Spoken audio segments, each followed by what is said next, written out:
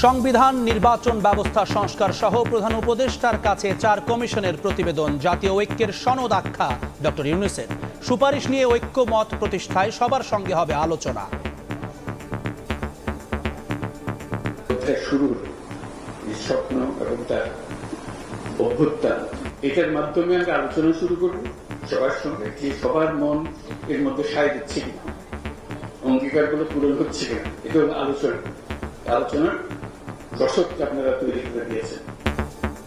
ভোটের জন্য প্রয়োজনীয় সংস্কার করে বাকিগুলো নির্বাচিত সরকারের ওপর ছেড়ে দেওয়ার আহ্বান বিএনপি ও জামায়াত নেতাদের।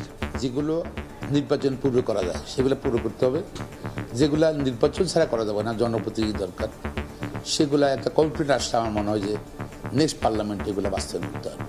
নির্বাচনের জন্য যতটুকু দরকার এর বাইরে কোনো রিফর্ম আপাতত না করার পক্ষেই আমরা। নির্বাচিত সরকার এই সংবিধান সংস্কার করার ব্যাপারে কমিশন যেটা প্রস্তাব পেশ করছে, এগুলাকে তখন সেখানে ভালো মতো মেরামত করা যাবে। দেখছিলেন প্রধান শিরোনাম। দুপুরের সময় সঙ্গে আছি আমি জুম্মান সাদিক জ্যাভলিন।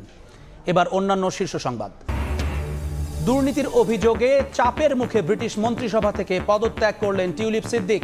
সামাজিক যোগাযোগ মাধ্যম এক্সে সরে দাঁড়ানোর ঘোষণা, নিজেকে নির্দোষ দাবি। ছাগলকাণ্ডে আলোচিত মতিউর স্ত্রী সহ গ্রেফতার, দুদকের মামলায় তোলা হবে আদালতে। অর্থ আত্মসাতের মামলায় ডেস্টিনির রফিকুল আমিন সহ 19 জনের 12 বছরের জেল। এবং গ্রেফতার হলেন দক্ষিণ কোরিয়ার অভিশংসিত প্রেসিডেন্ট ইউন সুক ইয়োল। বাসভবনের সামনে সমর্থকদের সঙ্গে নিরাপত্তা বাহিনীর সদস্যদের হাতাহাতি, বিরোধীদের উল্লাস।